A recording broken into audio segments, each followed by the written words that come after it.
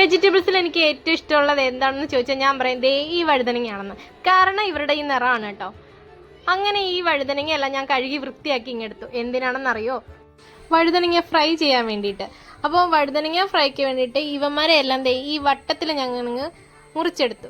ദേ ഇതാണ് കേട്ടോ, ഈ കനത്തിലാണേ. ഈ കനത്തിലങ്ങ് മുറിച്ചെടുക്കണം. എന്നിട്ടിനി സോയാബീൻ ഇപ്പോൾ ഞാൻ വേവിച്ച് വെച്ചിട്ടുണ്ടായിരുന്നു, അത് വെള്ളം തോരാൻ വേണ്ടിയിട്ട് അങ്ങ് ഇട്ട് കൊടുത്തു. ഇനി വീണ്ടും വഴുതനങ്ങ ഫ്രൈക്ക് വേണ്ടിയിട്ടുള്ള അരപ്പെടുക്കാം. മുളക് പൊടി, മഞ്ഞൾപ്പൊടി, കുരുമുളക് പൊടി, കുറച്ച് വിനാഗിരിയും കുറച്ച് ഉപ്പും കൂടി ചേർത്ത് നന്നായിട്ട് അങ്ങ് മിക്സ് ചെയ്തെടുക്കണം കേട്ടോ. കുറച്ച് എണ്ണയും കൂടി ഞാൻ ഒഴിച്ചു കൊടുക്കാറുണ്ട്. എന്നിട്ട് കുറച്ച് വെള്ളവും കൂടി ഒഴിച്ച് നന്നായിട്ട് ചാലിച്ച് ഉപ്പൊക്കെ കറക്റ്റ് ആണോ എന്ന് നോക്കി. എന്നിട്ട് ഇനി ഓരോന്നായിട്ട് ഈ അരപ്പിൽ പുരട്ടി എടുക്കണം. അപ്പോൾ കുറച്ച് സമയം എടുത്ത് ചെയ്യേണ്ട ജോലിയാണ്. ഇതിന് ഓരോന്നിനും പിടിച്ചെടുക്കണമെങ്കിൽ കുറച്ച് സമയം എടുക്കും. അരപ്പ് നന്നായിട്ട് ചേർത്ത് ഞാനങ്ങ് മാറ്റി വെച്ചു. ഇനി സോയാബീനിലേക്കാണ്. സോയാബീൻ ഒന്ന് പിഴിഞ്ഞെടുക്കണം. സോയാബീൻ റോസ്റ്റ് പോലെ വെക്കാൻ വേണ്ടിയിട്ടാണ് കേട്ടോ.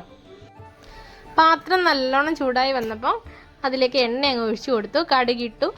ചതച്ച് വെച്ചിരിക്കുന്ന ഇഞ്ചി വെളുത്തുള്ളിയും കൂടി ഇട്ട് നന്നായിട്ട് ഇളക്കണം. എന്നിട്ട് അതിലേക്ക് നേരെ സവാള ചേർത്ത് കൊടുത്തു. സവാള ഒന്ന് വഴണ്ട് വന്നപ്പോഴത്തേക്കിന് തക്കാളി പച്ചമുളകും ഇട്ട് അങ്ങ് ഇളക്കി. അപ്പോഴത്തേക്കിന് ഞാൻ മുളക് പൊടിയും മല്ലിപ്പൊടിയും മഞ്ഞൾപ്പൊടിയൊക്കെ നേരത്തെ എടുത്ത് വെക്കും കേട്ടോ. ഇല്ലെങ്കിൽ എനിക്ക് ആ സമയത്ത് ആ ഡെപ്പ തപ്പി ഇറങ്ങുമ്പോഴത്തേക്കിന് ഇതിവിടെ കരിഞ്ഞു പോവും. അതുകൊണ്ട് ഞാൻ ഇത് നേരത്തെ ഇങ്ങനെ എടുത്ത് വെച്ചേക്കും കേട്ടോ. അപ്പോൾ ഈ പൊടിയെല്ലാം ഒന്ന് ചൂടായി വന്നപ്പം കുറച്ച് ഗരം മസാലയും കൂടെ ചേർത്ത് കൊടുത്തു. എന്നിട്ട് നന്നായിട്ട് അങ്ങ് ഇളക്കിയെടുക്കണം. ഇനി പിഴിഞ്ഞ് മാറ്റി വെച്ചിരിക്കുന്ന സോയാബീനും കൂടെ ഞാൻ അങ്ങ് ഇട്ട് കൊടുക്കും കേട്ടോ. ഈ മുളക് പൊടിയും അതെല്ലാം ഈ സോയാബീനിലൊന്നും പിടിക്കാൻ വേണ്ടിയിട്ടാണ്. മസാലയെല്ലാം സോയാബീനിൽ പിടിച്ച് കഴിയുമ്പോൾ കുറച്ച് കുരുമുളക് പൊടിയും മണത്തിന് വേണ്ടിയിട്ട് ചിക്കൻ മസാലയും കൂടെ ചേർത്ത് കൊടുക്കുന്നുണ്ട് കേട്ടോ. ദേ ഇപ്പോൾ ശരിക്കും ഒരു കോഴിക്കറീൻ്റെ മണമൊക്കെ അടിക്കാൻ തുടങ്ങി കേട്ടോ. ഇതിലേക്ക് ഞാൻ കുറച്ച് ചൂടുവെള്ളവും കൂടി ഒഴിച്ചു കൊടുത്ത് ഇതങ്ങ് നല്ലോണം പുരട്ടി എടുത്തു കേട്ടോ. എന്തിനാണെന്നറിയാതെ കുറച്ച് മല്ലിയില ഇരിപ്പുണ്ടായിരുന്നു. ഞാൻ അതുകൂടെ ഒരു ഭംഗിക്ക് വേണ്ടിയിട്ട് അങ്ങ് വിതറി.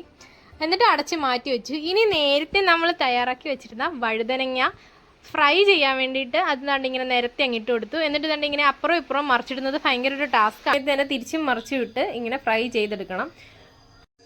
എത്ര കറി ഉണ്ടെങ്കിലും ഉണ്ടല്ലോ, ഉച്ചയൂണിന് ഒഴിച്ചുകറി മസ്റ്റാണ്. അപ്പോൾ ഞാൻ നോക്കിയപ്പോൾ 2 തക്കാളി ഇരിപ്പുണ്ടായിരുന്നു. അപ്പോൾ അതങ്ങ് വേവിച്ച് തേങ്ങയരപ്പൊക്കെ ചേർത്തിട്ട് അങ്ങ് കടു വറുത്തെടുത്തു.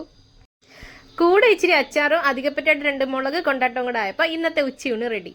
ഇഷ്ടമായോ? ഇനി കഴിച്ചിട്ട് വരാം. ടാറ്റാ.